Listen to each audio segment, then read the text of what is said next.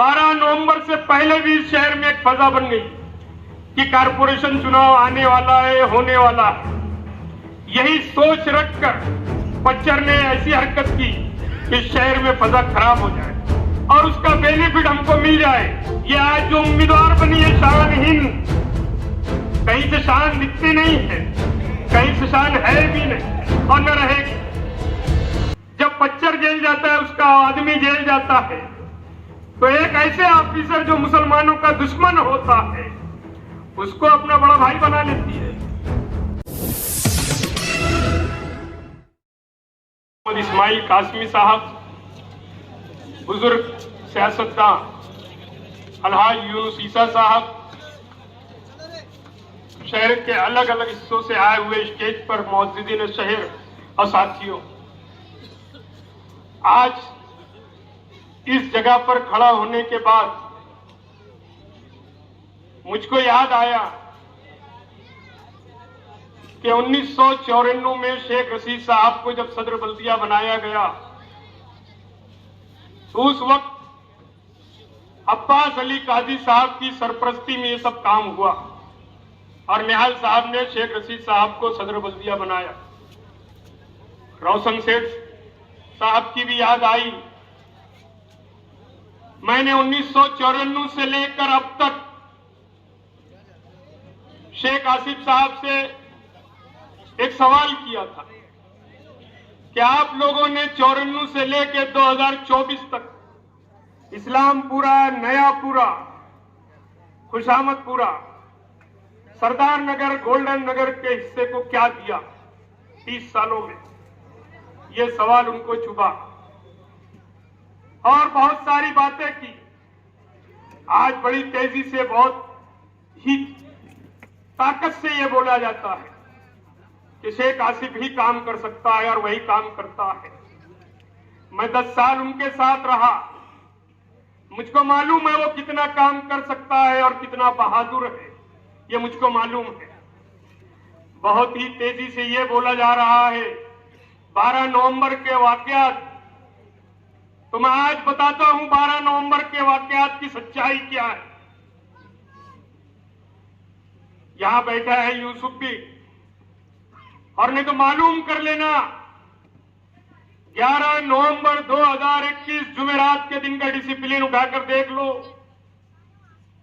ये 12 नवंबर के जो दिन था, जुमा का रोज, आप सल्लल्लाहु अलैहि वसल्लम की शान में गुस्ताखी करने वाले की मजम्मत में मालेगांव शहर बंद कराया गया ऑल इंडिया सुन्नी जमीयतुल उलमा और रजा एकेडमी की तरफ से। मालेगांव शहर की आवाम ने कोई मसलक नहीं देखा, कोई तबका, कोई बिरादरी नहीं देखी। आप सल्लल्लाहु अलैहि वसल्लम की मोहब्बत में और जो उनकी शान में गुस्ताखी की गई, इन दोनों जमात की आवाज पर लब्बैक कहा और पूरा शहर बंद हुआ। लेकिन इन दोनों तंजीमों की मीटिंगों में यह फैसला हुआ था, जो पुलिस भी रिकॉर्ड में है, कि सिर्फ बंद होगा, कोई जलसा जुलूस, कोई आंदोलन, कोई तहरीक नहीं की चलाई जाएगी, सिर्फ मालेगांव शहर बंद किया जाएगा। लेकिन मैंने जो कहा 11 नवंबर के डिसिप्लिन अखबार उठाकर देख लो, ये जो पच्चर है, इस पच्चर की तरफ से जो अखबार में फ्रंट पेज पर जो एक खबर आई कि अब्दुल्ला नगर से एक जुलूस आएगा, निकलेगा, मुस्लिम ढांडे के नाम से है वो, और अब्दुल्ला नगर से जब वो जुलूस निकलेगा 12 नवंबर के दिन, अलग अलग रास्तों से होता हुआ हुसैन से कंपाउंड पहुंचेगा। ये बताएंगे दोनों जमात के लोग सच्चाई कि जब कोई ऐसा फैसला नहीं था, कोई जुलूस निकालने का, कोई धरना देने का, तो यह खबर कैसे छपी। इस बात को लेकर पच्चर को बुलाया ये लोगों ने और वहां पर उससे कहा गया कि यह अखबार में यह छपा है, इसकी वजाहत होनी चाहिए, लेकिन उसकी वजाहत नहीं की गई। यह प्लानिंग थी कि 12 नवंबर के बंद के रोज कुछ ऐसे हालात पैदा कर दिया जाए जैसे कि 2001 में हुआ था। एक दंगा 2001 में ऐसा हुआ कि मालेगांव शहर में ऐसा दंगा कभी नहीं हुआ, 13 लोग की मौत हुई। 13 13 लोगों की मौत को लेकर दंगे में जो मुसलमानों का नुकसान हुआ है, 2002 के कारपोरेशन चुनाव में उसका बेनिफिट, उसका फायदा जो मिला जनता दल को, मैं भी वहां था, उस पार्टी का एक्टिंग प्रेसिडेंट था मैं। उसका बेनिफिट हमको ये मिला दंगे का कि जनता दल की 35 सीट आई और निहाल साहब मेयर बने। 3 का पैनल था उस वक्त। 12 नवंबर से पहले भी शहर में एक फजा बन गई कि कारपोरेशन चुनाव आने वाला है, होने वाला है, 3 का पैनल रहेगा। यही सोच रखकर पच्चर ने ऐसी हरकत की कि शहर में फजा खराब हो जाए और उसका बेनिफिट हमको मिल जाए जो 2002 में मिला था जनता दल को, और निहाल साहब मेयर बने थे। मगर ऐसा नहीं हो सका। वो पच्चर भी उसमें आरोपी बन गया और जेल गया। आप पूरा शहर ये जानता है कि सिटी पुलिस स्टेशन का पीआई उस वक्त घुसर था, मुसलमानों का बेइंतहा दुश्मन, बेइंतहा। मैंने अपनी जिंदगी में ऐसा ऑफिसर कभी नहीं देखा जो मुसलमानों के नाम पर ऐसी ऐसी गालियां देता था, मुसलमानों को तकलीफ देता था। 12 नवंबर के मामले में उसने जो चार्जशीट तैयार की, घुसर ने, तमाम लोग जानते हैं क्या किया उसने। ये आज जो उम्मीदवार बनी है शान हिंद, कहीं से शान दिखती नहीं है, कहीं से शान है भी नहीं और न रहेगी। शान निहाल साहिब की थी। इसने, बखुदा मैं कहता हूं, ये शान हिंद सिटी पीआई की ऑफिस में बैठकर, मैं भी वहां इत्तेफाक से मौजूद था उस दिन, ये बोलती थी कि साहब आप मेरे बड़े भाई हैं, बड़ी आजी से बोलती थी। मगर स्टेज पे जब चिल्लाते तो ऐसा लगता है इनसे बहादुर कोई नहीं, मैं सब जानता हूं। ये शान बोलती थी घुसर को कि आप मेरे बड़े भाई हैं, आप ही सब कुछ कर सकते हैं और हमारी मदद कर दी। बताओ, बहुत पुलिस के खिलाफ बोलने की बात करते हैं। जब पच्चर जेल जाता है, उसका आदमी जेल जाता है, तो एक ऐसे ऑफिसर जो मुसलमानों का दुश्मन होता है उसको अपना बड़ा भाई बना लेती है। ये हाल है इनका। आसिफ साहब भी बड़ी तेज से कहा उस वक्त 12 नवंबर के मामलात में, आसिफ साहब मैं ये भी जानता हूं तुमने क्या क्या किया है 12 नवंबर के मामले में। मैं आज खामोश हूं, कुछ वजह से खामोश हूं, नहीं तो मुझको भी मालूम है। खुद आपने जो मुझको बताया ये भी मुझको याद है। अनिल देशमुख के पास तुमने क्या क्या किया 12 नवंबर के मामलात को लेकर। अनिल देशमुख उस वक्त होम मिनिस्टर थे महाराष्ट्र में। ये जो बात आसिफ साहब कहते हैं ना 12 नवंबर में बाहरी लोग, मान लेना चाहिए बाहरी लोग। आपको मालूम है ना, अगर बाहरी लोग हैं तो आज तक तुमने पुलिस को ये क्यों नहीं बताया वो कौन लोग है बाहरी? अगर बाहरी लोग थे 12 नवंबर में तो आपने आज तक पुलिस को क्यों नहीं वो बाहरी लोग का नाम बताया? क्यों अंदर के लोगों को जाने दिया जेल? ये आपसे मेरा एक सवाल है आसिफ साहब से कि बताओ 12 नवंबर में बाहरी लोग कौन थे? पत्थर की बात तो आप कहते हो ना, तो अपना भी बात बोलो कि जो उसने कहा उस वक्त शेख आसिफ ने कि बाहर के लोग थे, बाहरी लोग थे।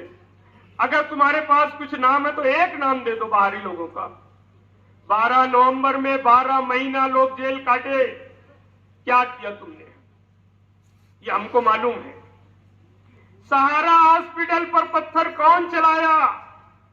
लतीफ अनवर किसके थे आदमी? किसके साथी है? लतीफ अनवर साहब के हॉस्पिटल पर, सहारा हॉस्पिटल पर पत्थर किसने चलाया? ये भी तो बताना चाहिए लोगों को। खातून गर्ल्स जो रमजानपुरा या दयाना के हिस्से में है, मदर आयशा वो स्कूल, वहां पर पत्थर किसने चलाया? ये भी तो बताना चाहिए आवाम को। कौम का दुश्मन कौन और आज कौम की बात बोलने वाला कौन? हरा झंडा लेकर इस्लाम नाम की पार्टी बना लेने से कोई मुसलमानों का हमदर्द नहीं हो सकता। अगर तुम वाकई इस्लाम और मुसलमानों के हमदर्द हो तो अजीत दादा का साथ छोड़ दो। मालेगांव की जो सीट है, अजीत दादा पवार के कोटे की ये सीट पर उम्मीदवारी कर रहा है। बीजेपी ने यहां उम्मीदवार अपना नहीं खड़ा किया सिर्फ इसकी वजह से। ये अजीत दादा की पंडरी कर रहा है। फडणवीस, शिंदे और बीजेपी का ये साथी है। मेरा एक सवाल ये भी है कि जो पार्टी तुमने रजिस्टर कराई, तुम खुद उस पार्टी के मेंबर तक नहीं बने, क्या वजह? आवाम को धोखा दिया जा रहा है, आवाम को अंधेरे में रखा जा रहा है कि ये पार्टी के जरिए मैं पूरे महाराष्ट्र के मुसलमानों की नुमाइंदगी करूंगा। अरे तुम मालेगांव के मुसलमानों की नहीं, तुम्हारी अपनी पार्टी के जो थे भी बोले आज है। जो जब तुम ये एमएलए थे तो कुछ कानूनी दुश्वारी की वजह से वो जेल गए। एक व्हाट्सएप पर मुफ्ती साहब के खिलाफ कुछ लिखा गया, उस वक्त की कंप्लेन हुई। तुम्हारा आदमी एक मामूली बात पर 5 दिन पीसी में था, क्या तुमने मदद की उसकी? मेरे पास वो लोग सब हैं जो तुम्हारे व्हाट्सएप ग्रुप के या मीडिया सेल के लोग, बहुत सारे लोग मेरे पास हैं आज। वो रोते हैं, परेशान थे कि हमारी कोई मदद नहीं की। सिटी पुलिस स्टेशन में उस वक्त जब ये एमएलए थे, एक मामले में पुलिस स्टेशन वो गए और वहां जाने के बाद थाने अमलदार को बोला जा रहा है, एमएलए बोल रहे हैं कि मेरी भी कंप्लेन लो, मेरे परिवार के खिलाफ भी लिखा जाता। थाने अमलदार पीआई को बोला, पीआई बोले उसको अंदर भेज दो। बताओ, एक एमएलए है और पीआई उठकर खुद नहीं आता, वो बोलता है थाने अमलदार को अंदर भेज दो। वो जब अंदर आता है, शेख आसिफ मैं भी बैठा है, उसके व्हाट्सएप ग्रुप के लोग, कुछ और लोग भी बैठे हैं। पीआई को बोलता है मेरी कंप्लेन लो, पीआई बोलता है दे दो। जब वो कंप्लेन देने की बात बोलता है तो शेख आसिफ क्या बोलते हैं मालूम है? उसका एक साथी था पत्रेवाला, जमशीद पत्रेवाला, बोले जमशीद तू दे दे, परिवार के इनके खिलाफ लिखा जा रहा है, फरियाद देने ये आए हैं, बहादुर बन के आए हैं और खुद नहीं बोलते रहे, बोलते हैं जमशीद तू दे। वो भी आए वाए बक्का। मैं पीआई के सामने बात शुरू किया, शेख आसिफ बाहर निकल गए और बोलने लगा, अरे यार वो तो आके पुलिस की मैया बहन करने लगा सामने, और ऐसा बोल के चला गया। एमएलए था, क्या बहादुर है मुझको मालूम है। आज इस हिस्से के लोगों से मैं ये गुजारिश करने आया हूं कि जो धोखा दिया जा रहा है आप लोगों को, इस्लाम, मुसलमान, 8 विजन, यहां पर इस हिस्से में जो बात बोली गई बुराई की, इस बुराई को खत्म करने के लिए क्यों नहीं निकलते? क्यों नहीं खालिद हाजी नशा मुक्त तहरीक इधर चलाता है? आना चाहिए ना उसको भी इधर।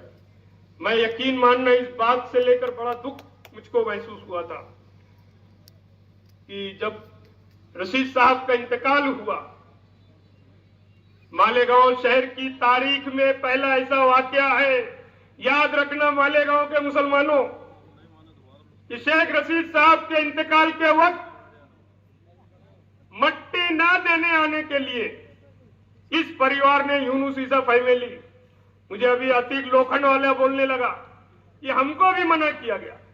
बताओ इस शहर में ऐसा कभी हुआ क्या? दुश्मन को अगर मैयत होती है तो सबसे पहले दुश्मन जाता है मट्टी देने। ये अपने शहर की मोहब्बत है एक दूसरे की। मगर यहां पहली बार ऐसा हुआ कि मैयत में मट्टी देने ना आने की बात कही गई। ये बड़े अफसोस की बात है। ये जो बुराई शहर में फैलाई जा रही है, नफरत फैलाई जा रही है, बिरादरीवाद किया जा रहा है, इस बात का ख्याल रखते हुए मेरी गुजारिश है कि आप लोग 20 नवंबर को होने वाले असेंबली चुनाव में एमआईएम के जो उम्मीदवार हैं मुफ्ती मोहम्मद इस्माइल कासमी साहब, इनको अपना कीमती वोट देकर भारी अक्सरियत से कामयाब करें। इनकी जो निशानी है पतंग, 5 नंबर की बटन है। याद रखना, हम 5 टाइम की नमाज पढ़ते हैं, 5 अदद। इस्लाम के 5 अरकान हैं, वो 5 अदद और 5 पंजतन है। मैं अल्लाह रब्बुल इज्जत से दुआ गो हूं कि ऐ अल्लाह, 5 पंजतन के सदके में मुफ्ती इस्माइल साहब को कामयाबी अता फरमा। खुदा हाफिज।